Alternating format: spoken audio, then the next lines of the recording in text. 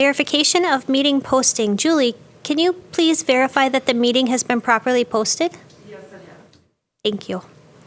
And next is our opportunity for citizens to speak. Do we have anyone who wishes to address the committee? Okay. Susie Nietzsky, can you please come to the podium?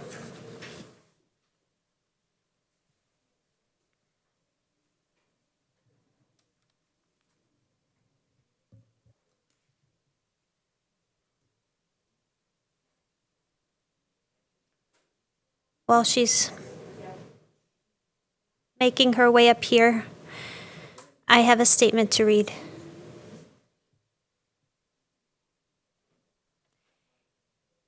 I'm just going to wait for her,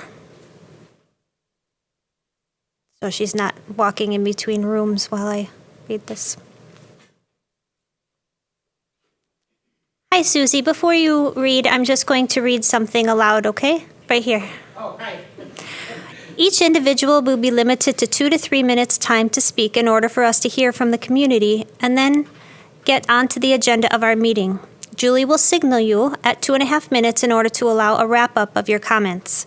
We expect all speakers to honor our time limit, refrain from using any inappropriate language in any manner, and be respectful in their comments. Speakers who do not meet these expectations may be prohibited from speaking at future Safety and Security Committee meetings.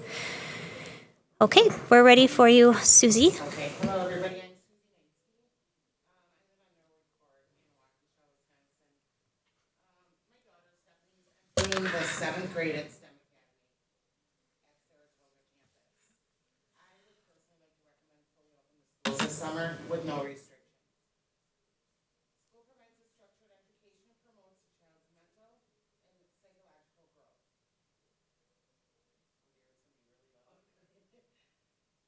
Aside from learning academics, a child will also learn from other important life skills, such as teamwork, good manners, unity, sharing, and responsibility. Online learning does not provide these aspects at home. My daughter really struggled and had a lot of trouble staying focused on schoolwork while at home. Many parents like myself had to work from home during lockdown. For me, it was nice, but it meant doing my work, not teaching my daughter. She lacked the student and teacher interaction, and when she had trouble getting teachers to help her when she needed help. Simply put, office hours don't work for kids when they don't respond. The reason that our children need to physically be in school, I think, are for the following reasons. Children are not affected by the COVID-19 virus the same way adults are. They have little or no symptoms, according to the CDC and healthcare professionals. Children need social contact with their peers and teachers. STEM is heavy in lab work and peer support. STEM is defeated by being at home. Parents simply cannot replace teachers. Yes, some parents can, but no, most of us cannot. I don't recommend the mask because it depends on the science you're partial to. Because a simple cloth or medical mask on your face cannot stop the smell of pizza, so how can it stop a virus? Social distancing is also not going to work. Children play. They have been with their friends all this summer, playing sports or play dates and various other activities. Virtual signaling by wearing masks and social distancing has caused panic amongst the population, and it's not healthy for the body and minds of both children and adults. Please open our schools. Our children need to be in school. Don't let our children down. And in second respect, if you choose not to open the schools, I would really like to see something in place where the teachers do respond to the kids. Because my daughter tried to reach out to her teachers, and none of them responded, ever. So she went from doing extremely well in school to not wanting to even participate. So they gave her an hour to work with her teachers, but those teachers worked for 5 or 10 minutes, and then they were void for the rest of the week. So something has to be done if those teachers are going to be in there to virtually teach those kids, if that's going to be your decision. Thank you so much.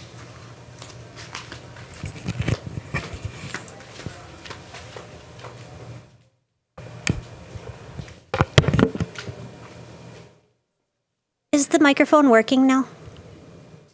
We just moved this one over Okay, there. thank you. Okay, next we have Paul Reese. Good evening. I had the feeling I was next.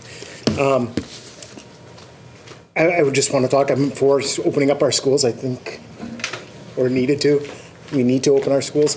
Like I said last time, that just because if some people would choose not to open their schools, doesn't mean our kids don't go anywhere. They're going to do stuff. They're still there. They're going to go into daycare. They're going to go. Especially if I was in middle school and my parents weren't home or someone's parents weren't home, I know where we would be, and I know what I would be doing, and it wouldn't be anything good when I was young. So to say that we're just going to leave them unattended and that's going to be a safe alternative is just asinine. They're going to get together. They're going to do stuff. I did, and I would have. So I hope we can. If there are parents who feel a need to not send their kids, we have eAchieve, and I hope we're sending them that way. That if you feel a need that you don't want your kids to be in school for in-school learning, then there is eAchieve. But otherwise, we need to open up our schools. Last year it was said that we got through 60% of our curriculum. 60% does not lead to proficiency. It leads to failure. It is profound failure if a third grader starts this year and only made it through 60% of their second semester last year. That is, they are not ready to start third grade. And we're going to start them after a summer break. So there's already regression in summer. And plus, they only made it through 60% of their curriculum. Where are they going to be at? And if we keep going this route, where are they going to be in the beginning of next year? It's going to be a battle for teachers to get back on track if this is a decision made. So, anyways, that was my 2 cents. Thanks. Thank you, Paul. Next, we have Ryan Chartier.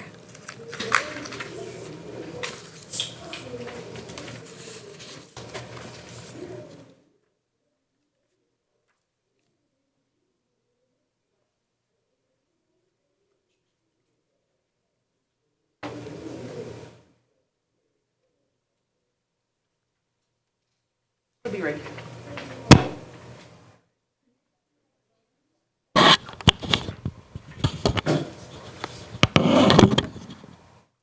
How you guys doing?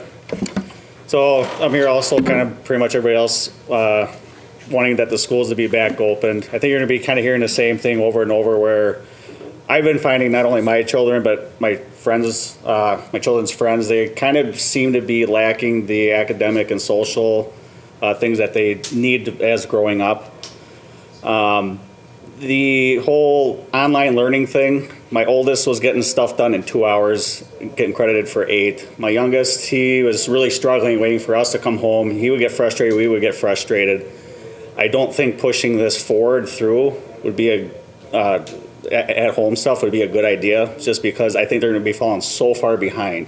And I understand that the teachers got just thrown this whole thing just out of nowhere, just like the rest of us. They did an excellent job. But if we decide to go forward and do this online again, I'm really hoping somebody started back in January 1st to figure out how to have this all in place. Let it just be one app to something else. You can't just have kids going on 4 or 5 different apps. It confused everybody. And I get it. It was just out of the blue. You guys didn't have time to have something implemented. So if you do decide to go that way, I really stress that something needs to be structured better. But I really don't think these kids need to be home. It's just going to be pushing them further and further back, and we just can't have that. And I understand everybody's concerned about the virus and everything.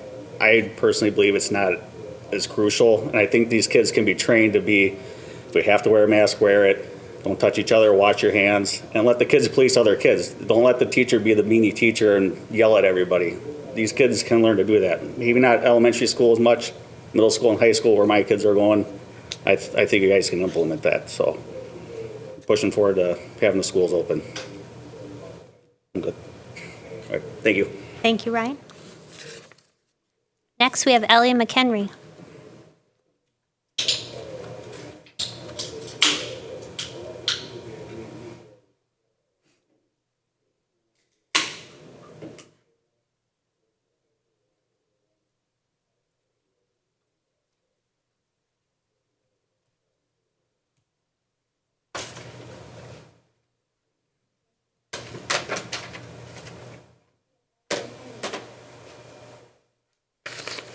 Hi, I guess I'm the opposite side. I'm here to share some of the district staff concerns that have been shared online and via email. This is an elementary teacher. Enforcing social distancing with 4 to 6-year-olds is a near impossible task. Despite a great deal of teaching and reteaching, early and elementary kids don't understand basic hygiene practices, such as how to use a tissue, how to wash their hands, how not to rub their spit on the surfaces, and how to avoid putting non-food items in their mouths. I know several students with IEPs who require teachers and aides being in very close proximity to them to help guide them where they need to go, help them with lunches and snacks and bathroom needs. Social distancing is impossible with small children and children with special needs because they need hands-on adult support. I'm terrified of teachers and kids being used as guinea pigs to see what will happen and adjusting from there, rather than being 100% safe and proactive by starting the year virtually. Now, a secondary teacher.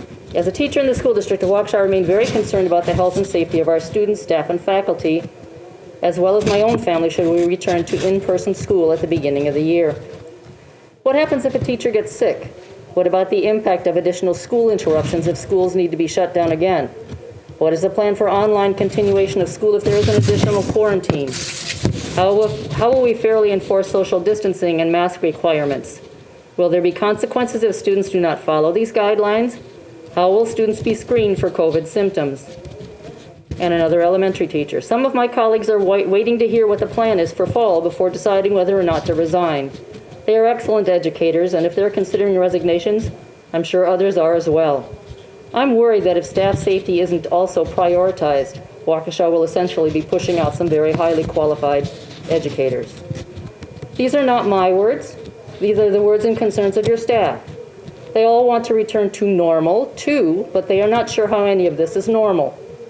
They are afraid that the guidelines for safety will be recommended, but not required and not enforced. Are there going to be consequences for non-compliance if you send your child to school sick? What about if they refuse to wear a mask? What about the student who spits or coughs on others? When parents and staff filled out the surveys over a month ago, the overwhelming response was that they all wanted to return to face-to-face instruction. But there was no place on the survey to add, but only if there are strict and enforced safety measures in place. And when the surveys were sent out, we had no idea what the numbers were going to look like for the start of the year. But we know that now. We need to enforce the rules for everyone's safety. Thank you. Thank you. Chris Goff is next.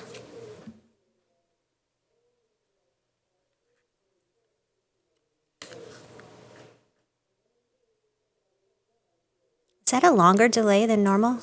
It's like 15 seconds tonight.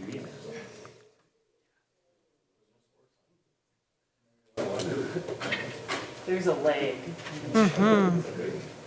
Hi, how's everyone doing? Hi. I'm Chris Goff. Just to introduce myself briefly, my son, Clayton, is going to start at Prairie. Next year he starts kindergarten there. I wanted to talk to you, like everybody else here, about COVID and reopening and all that.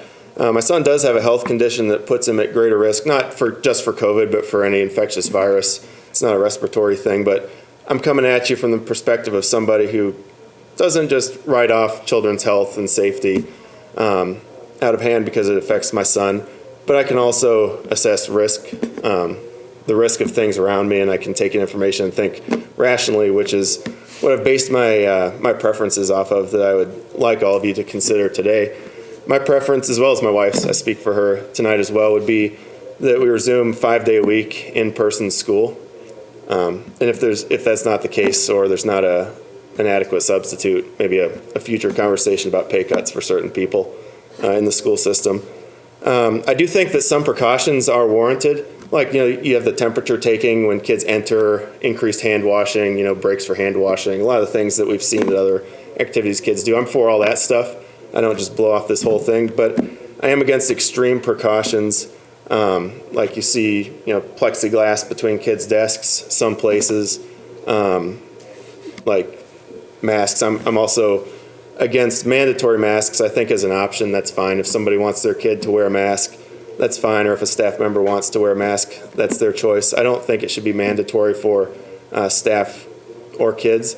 And the reason that I feel like this is because I'm concerned about kids' mental health. We've all seen kids who have been badly affected by this whole crisis since March. Kids can pick up on fear from the adults around them, and it's contagious. And I've seen kids in my life who are basically experiencing anxiety and depression because of the way the adults around them have responded to this. So I just want to make sure that we don't overreact in a way that instills that fear in our kids and can damage their mental health at such a young age. So really, that's my 2-3 minute pitch. Thank you for your time.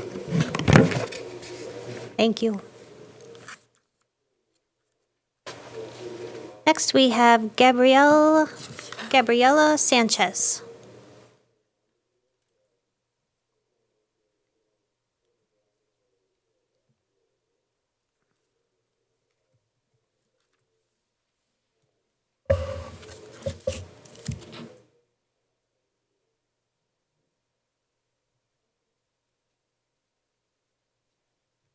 Hello, my name is Gabriela Sanchez. I am an upcoming senior at Waukesha South High School.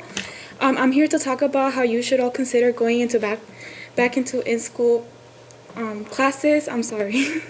Okay, first of all, because I believe that many parents cannot afford to pay for daycare for the children every single day. I also believe that many have gone through really hard economic hardship due to the pandemic and having to be unemployed during the time. Secondly, during the past online classes, it was extremely hard for me to complete my work because in my household, none of my parents speak English. They don't speak fluent English. I'm the only one that speaks fluent English, and I had to help my little brothers complete their work as well as as well as complete my own. And I believe that it was really hard for me, and I believe that many other students went through the same thing as well because many of my friends told me. I also believe we should go back to school and take the necessary precautions. I believe that middle schoolers and high schoolers should be mandated to wear a mask or at least wear a face shield. I took a CNA class about a month ago and we were obligated to wear face masks throughout the whole time, and everybody did it. And I didn't see a problem in it. And we all social distance, so I believe that schools should do the same thing as well. Because if I'm being honest with you, a bunch of your students, are hanging out right now, so the virus can spread either way. So I'm just please asking you to not put education second, and just remember that online schooling is not the same as in schooling, because I take a lot of AP classes and my online schooling did not compare to what I did in school. So I hope you guys really take that into consideration, and please just remember that. Thank you. Thank you.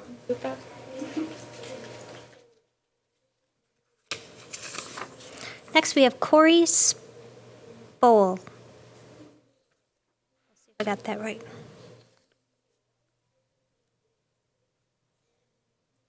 I'll put my glasses on. Still says Spole.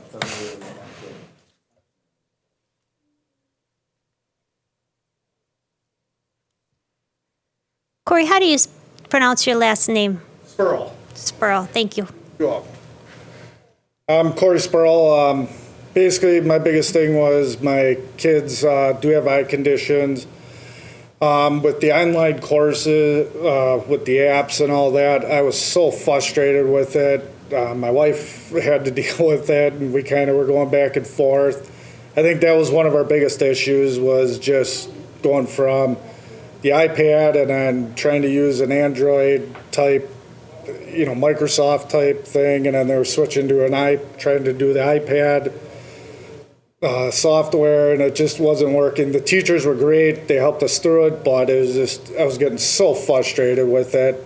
That was probably my biggest issue with it. I know you guys were kind of thrown into it, like everybody else. So I appreciate what you guys did, but hopefully we got something better than what we had before. I'm just hoping the kids can go back to school, because my kids really do need the vision teacher because they're light sensitive. They do have that major vision problem, and the vision teacher was very helpful. And obviously it's a disease that my kids are learning, we're learning, and the vision teachers know a lot about this issue that my kids have, which is achromatopsia.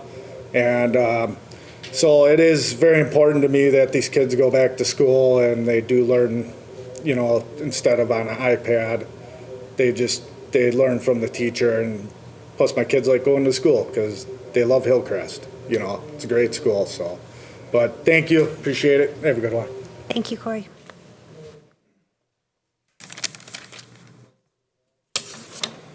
Gary Jansen is next.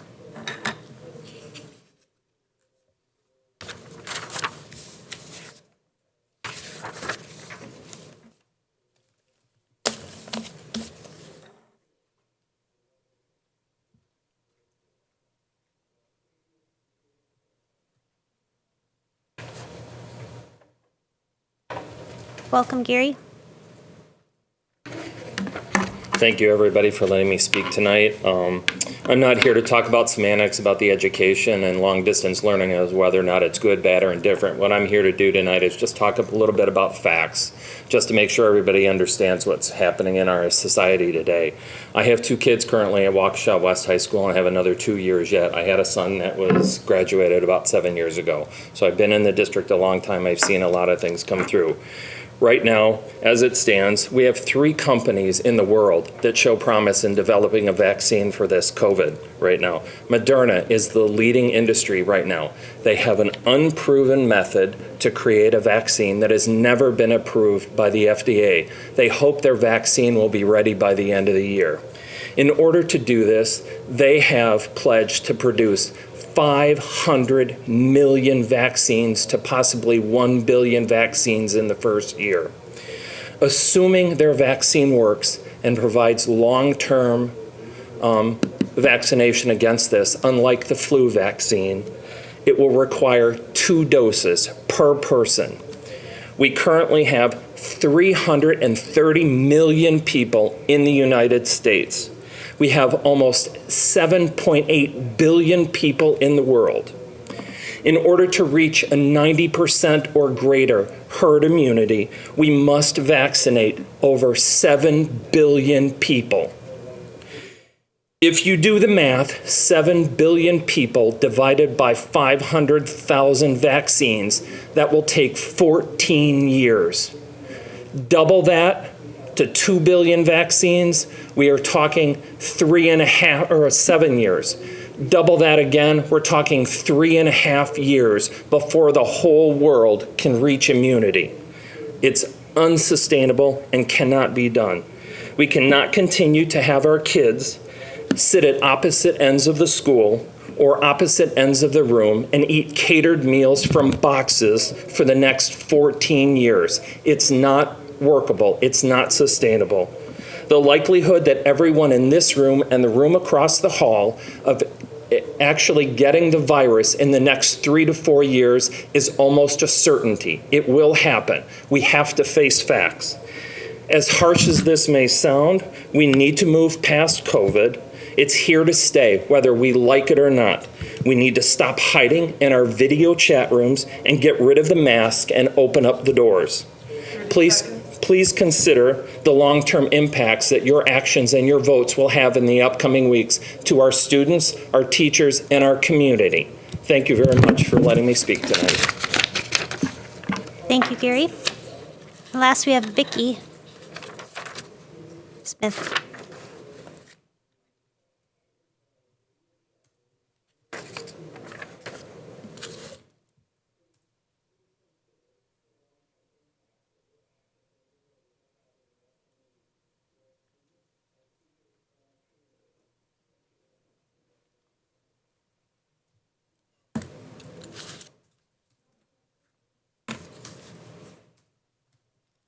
Hi, Vicki.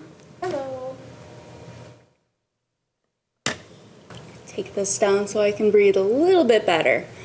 I am going to agree with Gary. I think COVID is here to stay. You guys have done a fantastic job getting surveys out to parents and staff to hear our feedback. And I really, truly, from the bottom of my heart, appreciate that. My son started kindergarten at Lowell last year. My daughter will be starting K4. And I can tell you from the mental health standpoint of young children, being at home they do not have the capability of understanding what's going on in the world. They kind of know, okay, well, it's a cold. My 6-year-old, when it first started, he was petrified to go outside because he thought, well, we'll get the cold virus and die.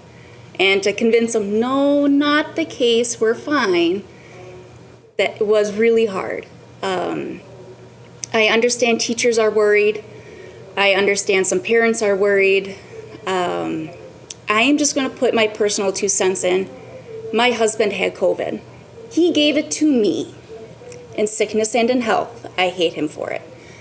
But we were very lucky and blessed to have very, very mild cases. And my kids, who are 6, 4, and almost 2, no symptoms.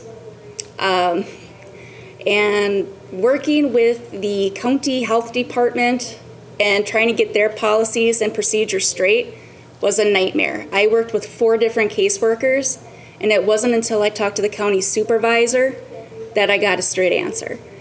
So I think that's something to take into concern, and Gary was right. COVID is here to stay. It's just like the swine flu, aviation flu. It's here to stay, and we are learning from it. But I really, truly do implore you to open up the schools again in the fall, just based on the children's mental health and then the economic standpoint of parents having to stay home and then even adjust to working 2nd or 3rd shift to help accommodate the school schedule. It's just really hard, and let me tell you, kindergarten, not a virtual grade at all.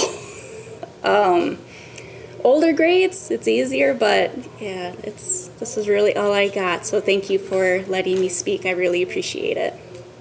Thank you.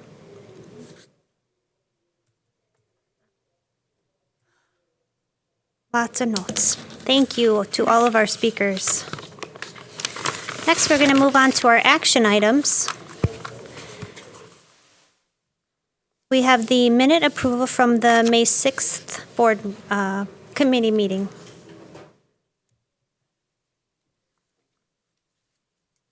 Do I have a motion? So moved.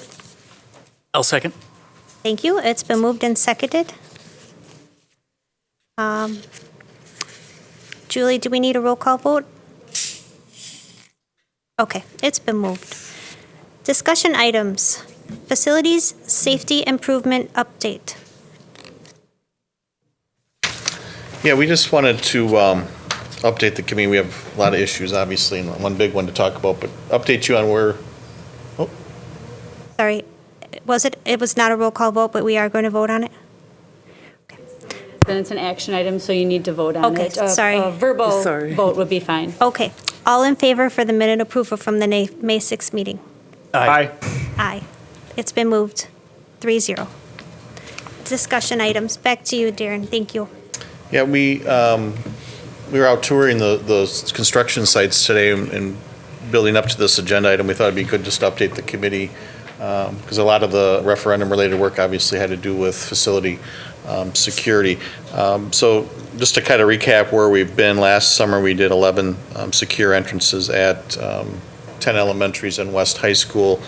The 3 middle school, primary middle schools are under construction, and all of those at the end of, at different times over the next 6 months will have their secure entrances in place.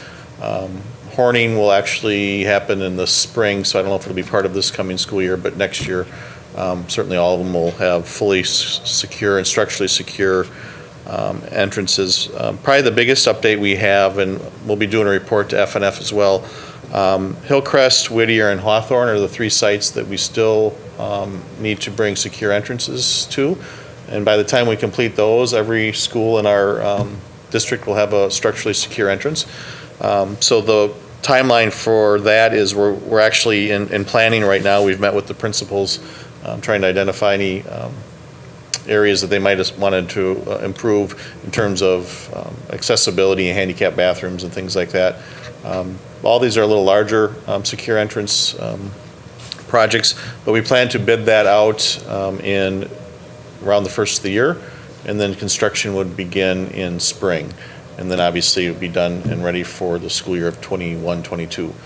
So that'd be good progress. And again, to go from one school, or I guess 2 schools, prior to the referendum with secure entrances, we'll have all of our schools with secure entrances in place. Part of the work, and it kind of gets lost in the shuffle, so I'll just hit on a couple of topics that we're also doing to improve safety. Not everything's tied to the incidences that we think of when we talk school security these days.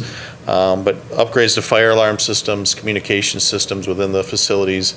We're installing where we've needed it, repeater systems, so first responders in some of our schools, when they'd get into our schools, they couldn't communicate on the radios because of the density of the building. Repeater systems are being put in place to help them communicate in an event of an emergency. The PA systems at most of our schools have now, and we continue to knock off schools, have the alpha display on the PA system as well as the speaker system. So, when the sirens are going off, if there's loudspeakers coming over, you're not hearing anything. So we'll be able to display directions or information to staff. So those are just some of the things, but we've come a long way in a couple of years. So we just wanted to recap that. And again, a more detailed project summary will be presented in, we're thinking now in September to FNF to map out specifically where we are and when the opening up of new spaces will be available. So that was quick, but I thought it was a good recap because it kind of goes back to the foundational issue that this committee was structured on that we've moved away in the last 6 months. Yes. Any questions? Yes, Mr. Matiho. Thank you. Mr. Clark, the repeaters, do you know if they're going to be up and running by the beginning of this school year? Some of them are already up. It hasn't gone, a school like North High School's its own project's not tied to the referendum work. So some of those will be coming online at different times during the year. And I can follow up to it in an email and give you a schedule of what's already online versus and what's the timeline to get the other schools on. And not every one of our schools was in that situation. Obviously, a smaller elementary, the signals will carry through, but North, for whatever reason, was particularly hard. You'd think with the thin walls they have at North that signal would shoot long and strong. So, but I can provide you backup information on that. If you could, thank you. Yep. Any other questions? Okay. Thank you, Mr. Clark. Next, we have Return to School September 2020 update. Right. Well, we're grateful to have this opportunity to give you a high-level overview of our planning. This planning has been going on since, well, essentially March 13th, the last day of school, and I've had the great fortune. I'm really impressed with the work that had been occurring and the work that continues to occur.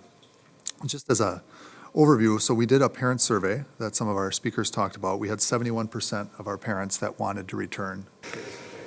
Staff survey, we had 57% of our staff that wanted to come back face-to-face.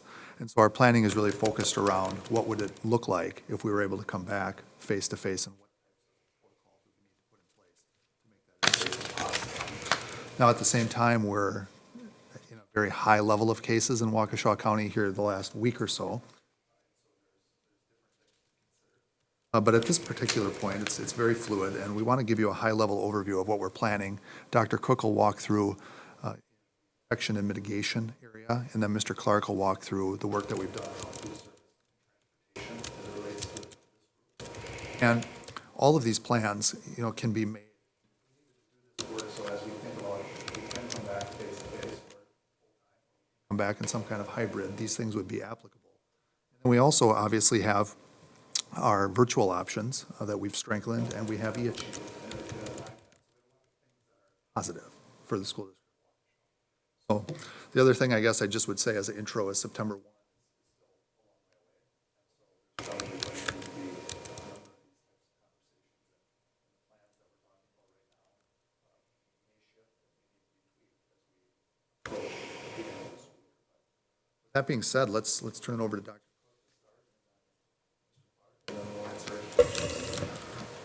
Thank you.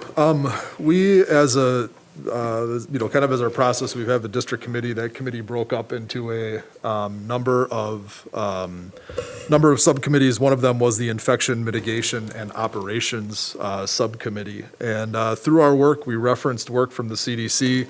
We referenced work from Waukesha County. We referenced work from the state of Wisconsin. We participated in a number of webinars, and we read a lot of resources that were sent to us from our citizens, from our parents, from our teachers, and from board members. It almost feels like when I was working on my dissertation, the amount of information that has come to us. And through meetings with our nurse, with our facility team, kind of hybrid meetings with our instructional folks, we've come up with a number of recommendations. And again, these are recommendations that will ultimately be going to the board. And the first one is the idea of masks. We have talked through committees. Dr. Siebert and I were on a conference call a week ago with Children's Hospital. There's a strong recommendation that if we are to come back face-to-face, that students and staff, all students and all staff, be wearing masks. That'll be a feature of this plan. It's something that we're recommending forward. Temperature checks. Our principals, when they looked at symptoms and everything like that, they're recommending temperature checks at the door in the morning for all students and staff entering the building. In addition to that, there is a symptom screener that is being attached to our Safe Arrival program that parents will be able to review every morning to see if their children are presenting with any of those. That is going to be a recommendation that we're bringing forward. Knowing that we are asking for masks, and that's going to be a recommendation, we're looking at what the school day needs to look like, and so that we can create breaks in there for staff and students so that they can get outside, get fresh air, step away from the learning environment. Take the mask off in a safe manner. We are looking at the visitor plan for schools and who we would allow into the schools and under what circumstances they would be able to come and visit. Again, under the idea that you want to control who is in your building. We'd be looking at, from an instructional standpoint, pushing specials teachers into classrooms at the elementary level to limit the movement of students, but giving them the opportunity for their art and their music and such. Increasing our cleaning schedule. We will have cleaning supplies in the classrooms for teachers and students to use to wipe down commonly used equipment or spaces. We'll be adding hand sanitizer to classrooms, knowing that it's not always going to be practical to go to the bathrooms and congregate in a bathroom location, for instance. So the hand sanitizer is a suitable alternative for that, provided the hands aren't actually dirty from play at recess.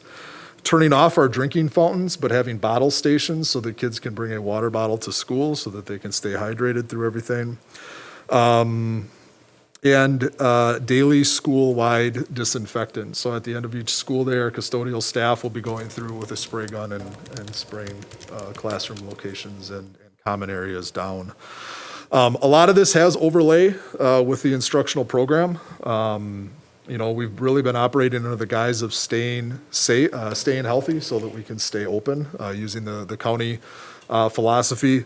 And we feel right now that these recommendations will do the best to do that. We want to make sure that our students and staff are healthy.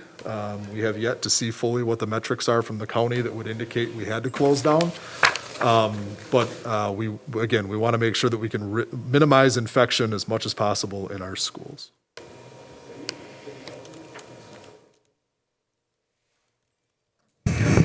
Sure. Yeah. We'll start with transportation, and the Waukesha County superintendents have been working to try to standardize as many things as they can, so their work is really driving the transportation guidelines that we are developing. But I'll just highlight a few of the more critical points. First of all, we are going to recommend masks on the buses. We're also going to improve the traffic pattern of students on the buses. So the first one on goes to the back of the bus, and they are the last one off, so you don't have cross traffic with students. So you don't want, we're going to try to group families together as well, but you don't want that kind of constant back and forth with students and unnecessary exposing other students to exposure to corona or any other illness. One thing that we will have to work with our parents on is improve bus stop protocols and about social distancing, and because that it can spread away from school property and school district buses as well. So those protocols that they hopefully are implementing at home are going to be asked to be reinforced at the bus stops. Cleaning protocols, and we already do a lot of the cleaning protocols that are being called out, but we have a couple of options in terms of cleaning that will map out the best approach. We are developing if there is a COVID positive case, a response to that case that day to allow a thorough cleaning similar to how we'll do the classrooms. So that bus can be put back into operation the next day. I mentioned the masks. One thing that I forgot to mention is the bus company is not offering, they cannot guarantee us any more buses than we already have now. So we are very limited in terms of social distancing on our bus because we're hoping we have the same number of kids to transport as we had in the prior years, which is about 5,000 or 6,000 students. So that is one constraint that we have little or no, because when all this came down, the busing production and bus service companies all truly went into a lockdown. There was no cash flow to allow for expansion. So keep that in mind. And I'll throw out one other constraint that I apply to every one of these topics we talk about. Staffing will always be a concern, especially at the drivers of buses. A lot of them are retirees, substitute teachers, a lot of them are retirees. So we'll have to wait and see how that pans out.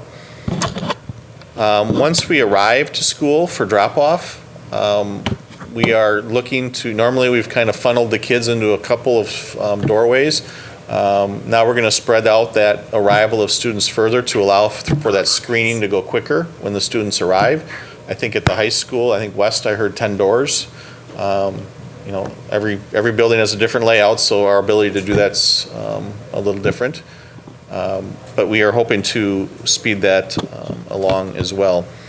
I think that's all I had on the busing front. Again, this is one area of service where we can kind of, as a county, provide a similar response to. Food service, as we've dug into this more, you would think we could provide the kind of same standard to every school, but keep in mind, again, every one of our facilities is a different layout, different number of kids being served. Some have 2 gyms, a lot of them only have 1 gym/cafeteria. So we are going to try to maximize social distancing as much as we can. We're talking staged, and again, these are just kind of guidelines, and I'll get into more grade level specifics in a second. Staged lunch delivery, meaning if we are going to have the kids come to the cafeteria, they're not going to all come in one mass. They'd be staged so we can give some social distancing. We are looking to expand spaces where kids can eat their lunch, whether it's in their classroom, in an auditorium, maybe still utilizing the cafeteria to maybe let some of the kids get out of their classroom for a while, but with a lot fewer kids so you could maintain the social distancing. We are trying to, looking hard at in-class lunches, but how does that work? What's the cleanup? How do the lunches get to the students? Those types of things we are still working on. So I'll walk through the 3 levels of grades. I'll start with the elementary. They have a strong desire to do in-class lunches. We are actually trying to meet with them Tuesday or Wednesday, a representative of the principals, to see if, again, maybe it's a blended where the younger grades stay in their class. We don't, as someone who doesn't work in a school every day, is it fair to ask a kindergartner or a first grader to walk down, grab their lunch and walk all the way back to their class and get there safely and without spilling or whatever else a young child like that could do. So we're mapping that out, and again, is trash, we're thinking it'll just be trash cans in the hallways and the students would rotate in and out because we won't have enough custodial supplies or staff to go into every room. So logistically, but we think we're going to come back with every site's going to be a little different because of space available. Summit View has 3 stories, Higher is 1 story. If we're doing classroom delivery of lunches in a building without an elevator with multiple stories, how are you navigating that and what equipment would we need? And the final piece of that is what type of lunch are we providing? Is it a bag lunch, or are we still going to try to provide a hot meal option? There's federal guidelines for the federal food and lunch program that we also have to keep in mind as well. So I think we have the guidelines and the targets we want for the food service program, and now it's truly going through kind of, once we know the instructional program, by school and kind of walking through, okay, how is this going to work? The middle schools, they're pretty much just looking to expand into their, at Horning and Butler, they have the adjacent auditoriums and expand seatings down into those auditoriums so we can get social distancing. There's always an exception. Les Paul currently doesn't have a cafeteria. Their servery is an old classroom, and one of their gyms is serving will serve as their cafeteria the first semester. So we might lean more towards a in-class option at Les Paul. The high schools, the current idea that we're knocking around is one longer, I think double the length lunch period or close to, opening up the field house, the auditoriums and expanding seating. Maybe that has some blended in-class lunch delivery as well. So it's really, what I thought starting out would be, oh yeah, we're going to do it this way and it's going to be that simple. It'll be a hybrid of all those guidelines that I started off in my presentation. So I can answer any questions that you might have on either one of those service areas. Mr. McCaffrey? My question is the temperature checks at school. And my concern would be, what are we going to do with the kids that have a temperature bust, the ones that are bust? What are we going to do with them when they have a temperature at school? So in my mind, it would be better to take that temperature before they get on the bus.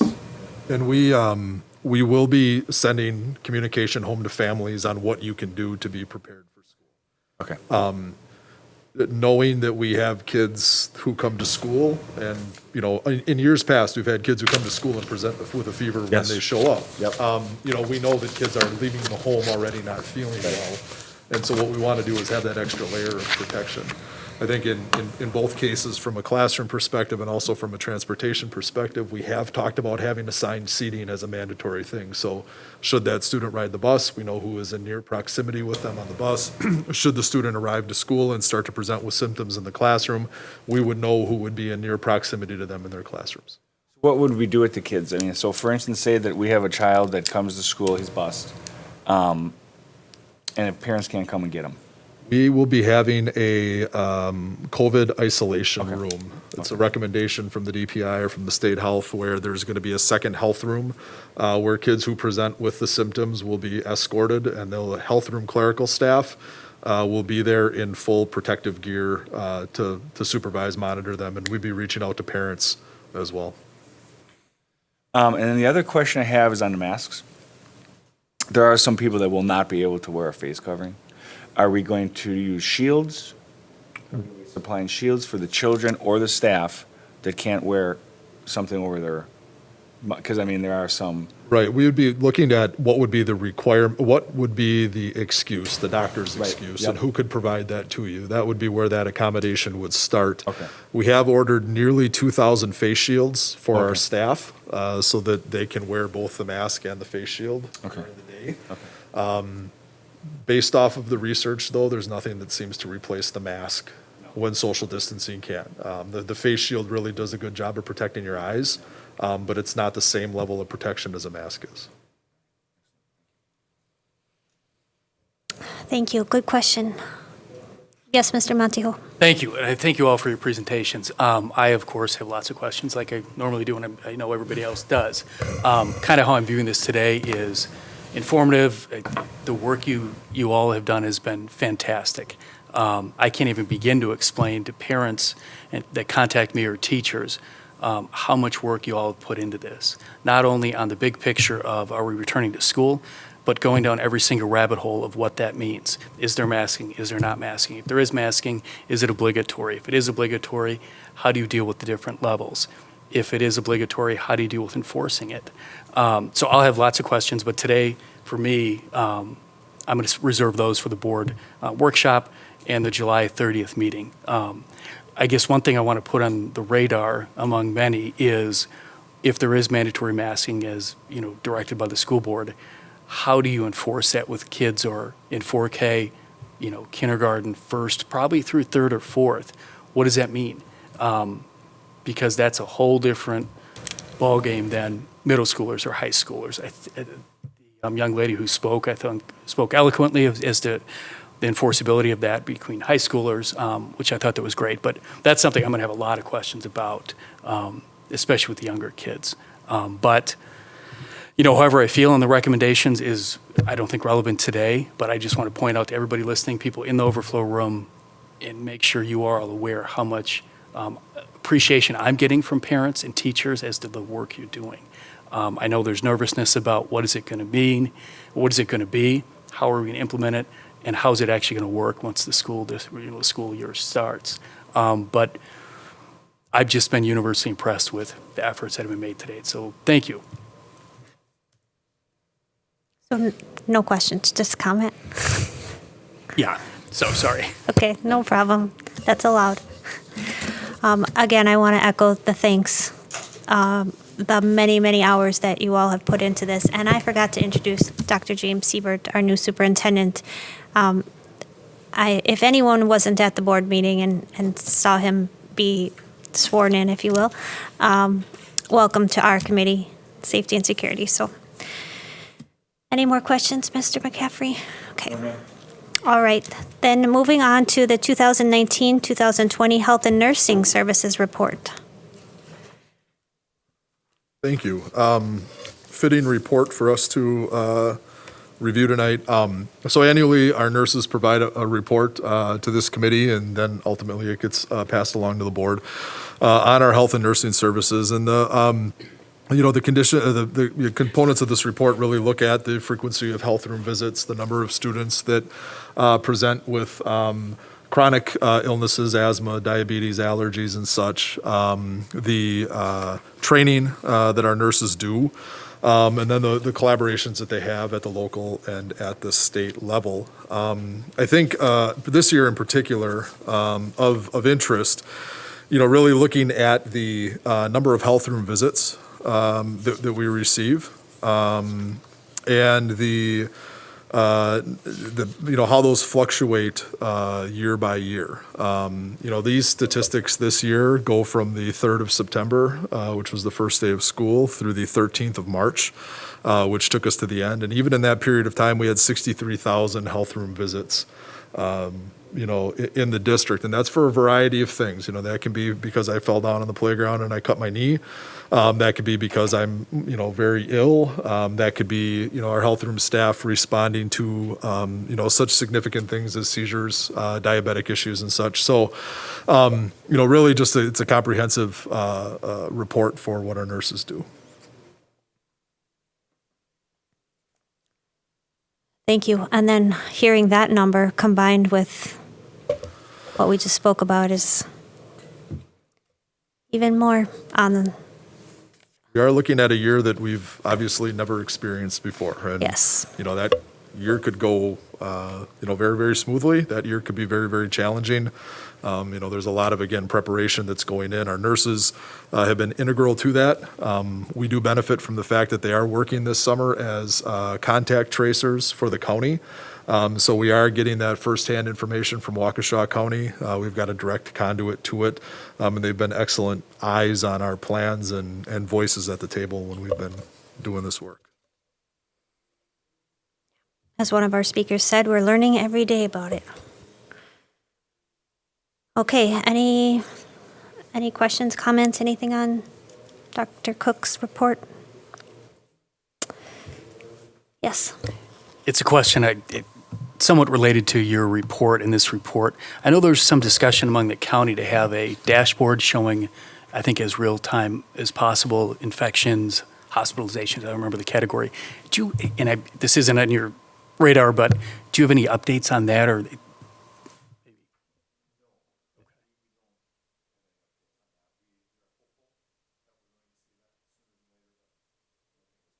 Okay, because I know the county officials had scheduled a press conference, I think the 23rd, but I just received notice that that was canceled, postponed to a date undetermined, so perhaps they'll deal with it then. But okay, thank you.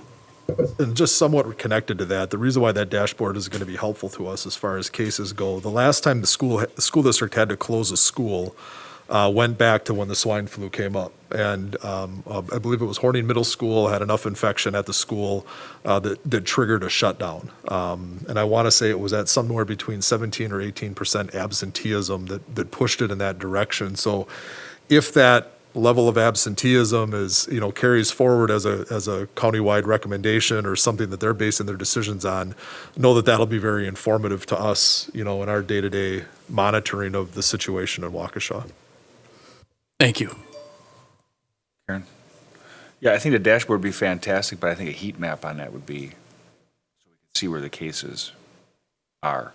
Because I know right now in a certain community in this area is like 15% of the cases, which is very high for the small community that it is. So the heat map would be really, I think, advantageous for us to see where the outbreaks are happening throughout the county. So we're not reacting to information that has little or no impact on the school district of Waukesha. Active cases right now, I think, are around 400 in the entire county. By heat map, I'm sorry. A heat map is like a screen, and it shows where the outbreaks are with usually a circle, and then it's a certain color. They call it a heat map. Almost like the weather, if there's a storm. Yeah. Yeah, very similar. Yep. Okay, thank you. Oh, do they? On the Waukesha County. Okay. But Is it okay? exactly, but it is. Yeah. Color in a bigger circle. Yeah, right. And that's what I'd love to see. I'd love to see it right down to street level. Correct. So you could, not obviously house, but the community that it's in. So you could, I think that would go a long way in planning school. Because you could have an outbreak on the other side of town, and those, if you had to, like Joe was saying, suspend a school because of infection, it would be nice to see that so we would know where the infection rate is, and especially in a district as large as ours. We don't have to close all the schools and maybe just one.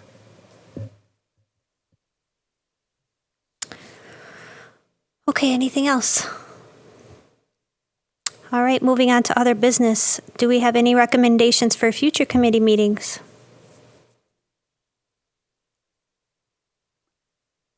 Yes, Mr. Matijo. I think I asked this before. Maybe an update from the administration as to the status of the district's response regarding safety, where the student brought the pellet gun to school.